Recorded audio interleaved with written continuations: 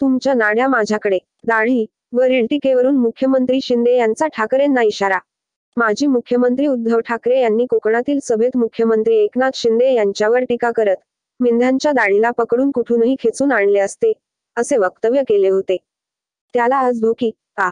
धाराशिव येथील सभेत शिंदेंनी प्रत्युत्तर दिले. तुम्ही 2.5 वर्षाची माडी उतरला नाहीत, दाढी कसे पकडणार?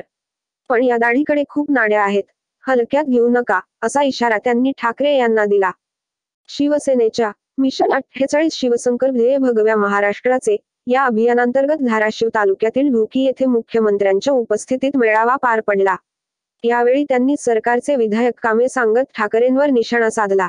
व्यासपीठावर पालकमंत्री तानाजी सावंत, माजी खासदार रवींद्र गायकवाड, आमदार ज्ञानराज चौगुले, जिल्हाप्रमुख सूरज महाराज साळुंखे, धनंजय सावंत आदी उपस्थित होते.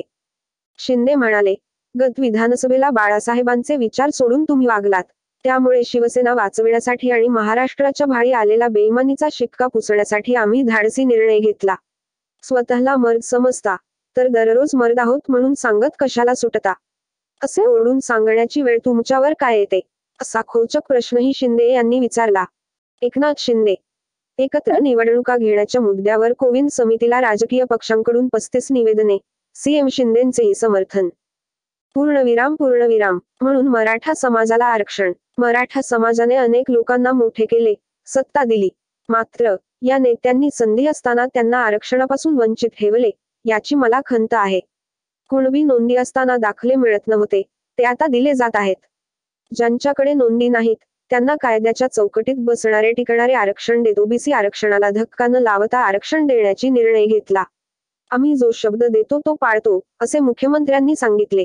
तुमच्यासारखा सरडा कोठेही नाही. अयोध्येत राम मंदिर बांधून बाळासाहेबांचे स्वप्न खऱ्या अर्थाने पंतप्रधान नरेंद्र मोदींनी पूर्ण केले. बाळासाहेब आज घडीला असते तर त्यांची छाती भरून आली असती. सत्तेच्या मोहापोटी, लालसेपोटी रंग झटपट बदलणारा सरडा आपल्या रूपाने अद्याप मी दुसरा पाहिलेला नाही, अशी टीका त्यांनी उद्धव ठाकरे यांच्यावर केली.